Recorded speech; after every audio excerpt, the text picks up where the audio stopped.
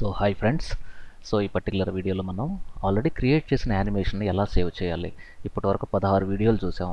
అన్ని వీడియోస్లో యానిమేషన్ ఎలా క్రియేట్ చేయాలో మనం నేర్చుకున్నాం. కానీ ఫ్రెండ్ ఫోన్ చేసిన యానిమేషన్ ఒకసారి పంపు అంటే, అరే నాకు యానిమేషన్ సేవ్ చేయడం తెలియదు, డిజిటల్ విద్యలో అన్ని ట్యూటోరియల్ చూశాను, సేవ్ చేయడం చెప్పలేదు అంటే అది చాలా డిఫరెంట్గా ఉంటుంది. కాబట్టి సో లాస్ట్ వీడియోలో మనం క్రియేట్ చేసిన యానిమేషన్స్ని ఎలా సేవ్ చేయాలి, వాటిని ప్రాబ్లీ ఫేస్బుక్లో కానీ మీ మొబైల్స్లో కానీ ఎలా అప్లోడ్ చేసుకోవాలనేది చూద్దాం. ఓకేనా. జిఫ్ యానిమేషన్ .gif అనేది ఒక ఎక్స్టెన్షన్. దాంట్లో మీకు యానిమేషన్ స్టోర్ అవుతుంది. జేపీజీలో కానీ పిఎన్జీలో కానీ మాత్రం మీరు సేవ్ చేయకూడదు. ఓకేనా. యానిమేషన్ స్టోర్ చేసే కెపాసిటీ ఉన్న ఒకే ఒక ఫైల్ ఫార్మాట్ జిఐఎఫ్. మరి జిఐఎఫ్లో మీకు సేవ్ యాజ్లో కూడా జిఐఎఫ్ ఉంటుంది, సేవ్ ఫర్ వెబ్లో కూడా జిఐఎఫ్ ఉంటుంది. సో డెఫినెట్గా మీరు సేవ్ ఫర్ వెబ్ నుండే సేవ్ చేయండి. ఓకేనా. సో ఈ పర్టికులర్ ఎగ్జాంపుల్లో మనం మన యానిమేషన్ ఎలా సేవ్ చేయాలో చూద్దాం. ఓకేనా. సో డాక్యుమెంట్ని ఒకసారి క్లోజ్ చేసేసి Ctrl+W అనే కమాండ్ ద్వారా ఒక కొత్త ఫైల్ తీసుకుందాం. సో ఇక్కడ మనం take any this thing. So ఈ పిక్చర్లో నేను లెన్స్ అనేది చూద్దాం. ఓకేనా. ఈ లెన్స్లో నేను ఏం చేస్తున్నానంటే ఈ ఏరియాలో ఒక సింపుల్ యానిమేషన్ నేను క్రియేట్ చేస్తున్నాను. ఓకేనా. ఈ ఏరియాలో మరి ఎగ్జాక్ట్గా కావాలి అన్నప్పుడు ఏం చేయాలి, ఇది కరెక్ట్గా రాలేదు, అప్పుడు ఏం చేయాలంటే సెలెక్ట్లో ట్రాన్స్ఫార్మ్లోకి వెళ్తే కొంచెం ఇలా వస్తుంది. ఓకేనా. ఫైన్. ఇప్పుడు ఒక పిక్చర్ తీసేసుకొని మీకు నచ్చిన పిక్చరు, సో దీన్ని చూద్దాం. సో కాపీ ఈ ఏరియాలో కావాలి కాబట్టి పేస్ట్ ఫెదర్ ఒక 2 ఇచ్చేసుకొని పేస్ట్ ఇంటూ అన్నాం. ఓకేనా. Paste into. ఫైన్. సో దీనికంటే ముందు నేను ఏం చేస్తున్నానంటే ఈ సెలెక్ట్లోకి వెళ్ళి ఇమేజ్ సైజ్ అనేది చాలా హెవీ ఉంది దీంట్లో. చూడండి, టూ మచ్ ఉంది. యాక్చువల్గా ఒక 500 సరిపోతుంది. ఓకేనా.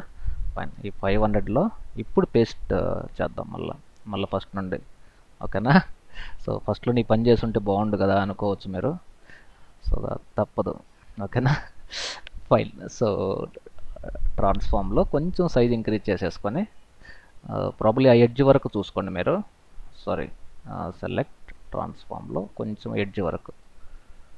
ఫైన్. ఇది అంత పర్ఫెక్ట్గా అవసరం లేదు కాబట్టి ఇప్పుడు పేస్ట్ ఇంటూ అనే కమాండ్ ద్వారా. ఓకేనా. So Ctrl+T. ఇది లెఫ్ట్ నుండి రైట్కి మూవ్ చేసి యానిమేషన్ మనం సేవ్ చేద్దాం. ఓకేనా. ఫైన్.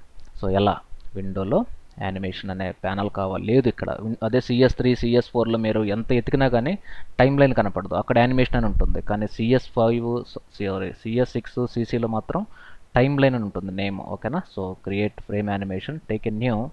దీన్ని మన హీరోయిన్ ఎవరో ఇక్కడ కరిష్మా కపూర్ కాకుండా ఈ అమ్మాయిని ఫోకస్ చేద్దాం. ఓకేనా. ఫైన్. ఇది స్టార్టింగ్, ఇది ఎండింగ్. ఇది సెలెక్ట్ చేసుకొని మధ్యలో నేను ఒక 8 ఫ్రేమ్స్ అంటే టోటల్ 2 ఫ్రేమ్స్, 8+2 10. ఇప్పుడు చూడండి, మరి స్లోగా కావాలంటే ఏం చేయాలి, సో సెలెక్ట్ చేసేసుకొని .2 ఇచ్చేసుకొని దీన్ని ఇలా చేసుకోవచ్చు. ఓకేనా. మరి ఇంకా ఫాస్ట్ కావాలన్నా కానీ మీకు తెలుసుగా. సో ఇప్పుడు ఈ కాన్సెప్ట్ మనకి యానిమేషన్ కాదండి, చేసిన యానిమేషన్ ఎలా సేవ్ చేయాలి. సో ఫైల్లోకి వెళ్ళి సేవ్ ఫర్ వెబ్లో ఇక్కడ ప్రీసెట్లో మనం GIFలో 64 నంబర్ ఆఫ్ కలర్స్ ఎన్ని కావాలి ఇక్కడ చూడండి. ఈ శారీస్లో ఎన్నో కలర్స్ ఉన్నాయి.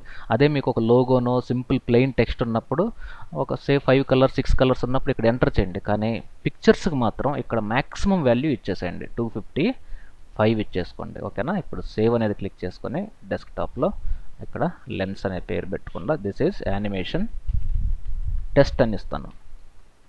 ఓకేనా. ఇప్పుడు సేవ్ క్లిక్ చేశారంటే సేవ్ అయిపోతుంది. ఓకేనా. ఇప్పుడు ఒకసారి దీన్ని క్లోజ్ చేసి చూద్దామా. సో యానిమేషన్ టెస్ట్ అనేది ఇది ఒక బ్రౌజర్లో డ్రాగ్ అండ్ డ్రాప్ చేద్దాం. క్రోమ్ తీసుకొని CHROME ఇలా డ్రాప్ చేశారనుకోండి, చూడండి. ఓకేనా. ఇది సింపుల్ అని. మరి ఒకేసారి ప్లే ఆగిపోయింది ఎందుకు అంటే మీరు ఫోటోషాప్లో సేవ్ చేసేటప్పుడు ఇక్కడ వన్స్ అని ఉంది, దాన్ని ఫర్ ఎవర్ పెట్టుకుంటే ఇది కంటిన్యూగా ప్లే అవుతుంది. ఓకేనా. సో ఫైల్లోకి వెళ్ళి సేవ్ ఫర్ వెబ్ అనే ఆప్షన్ ద్వారా మాత్రమే సేవ్ చేయండి. అదే సేవ్లోకి వెళ్ళి GIF అంటే మీకు స్టాటిక్ అయిపోతుంది, అది యానిమేషన్ రాదన్నమాట. ఓకేనా. Fine. This is all about saving animation. అదే మీకు దీన్ని మళ్ళీ రీఫ్రెష్ కొట్టారనుకోండి మళ్ళీ ప్లే అవుతుంది. మరి కంటిన్యూగా కావాలి అన్నప్పుడు ఇప్పుడు మీరు ఎడిట్ చేయలేరు. అదే మీరు తిరిగి ఫోటోషాప్లో ఆ ఫైల్ని ఇప్పుడు ఓపెన్ చేశారంటే యాక్చువల్గా మనం క్రియేట్ చేసినప్పుడు ఎన్ని లేయర్స్ ఉన్నాయి దీంట్లో, ఒక కెమెరా ఒక పిక్చరు. కానీ ఇప్పుడు లేయర్స్లో మీకు ఫ్రేమ్స్ అంటే ప్రతి మూమెంట్ ఒక లేయర్గా క్రియేట్ అయిపోతుంది. అందువల్ల మీరు యానిమేషన్ చేసేటప్పుడు ఎప్పుడు కూడా మీ సోర్స్ ఫైల్ పిఎస్డీని తప్పకుండా మీ దగ్గర ఉంచుకోండి. జిఐఎఫ్లో దీన్ని ఇప్పుడు ఎడిట్ చేయాలంటే చాలా కష్టం. ఓకేనా, ఇది కంప్లీట్గా సింగిల్ పిక్చర్ అయిపోయింది. ఓకేనా, ఫైన్. సో ఇది చాలా ఇంపార్టెంట్ పాయింట్ అండి, ఎందుకంటే మీరు క్రియేట్ చేసిన యానిమేషన్ ఎప్పుడు కూడా సేవ్ చేసేటప్పుడు మీ సోర్స్ ఫైల్ పిఎస్డి మీ దగ్గర ఉండాలి. ఎందుకంటే ఫ్యూచర్లో ఎడిట్ చేయాలి అన్నప్పుడు చాలా ప్రాబ్లం. ఇప్పుడు మనకు 2 లేయర్స్ ఉన్న సోర్స్ ఫైల్లో ఇప్పుడు మనం యానిమేషన్ ఓపెన్ చేస్తే 10 ఫ్రేమ్స్ వచ్చాయి, అంటే 10 లేయర్స్ వచ్చాయి. కానీ యాక్చువల్గా ఈ యానిమేషన్ క్రియేట్ చేయడానికి మనకి ఓన్లీ 2 లేయర్స్ సరిపోతాయి. కానీ చేసిన యానిమేషన్ మీరు నెట్ నుండి డౌన్లోడ్ చేసుకుని ఎడిట్ చేయడానికి చాలామంది ట్రై చేస్తారు.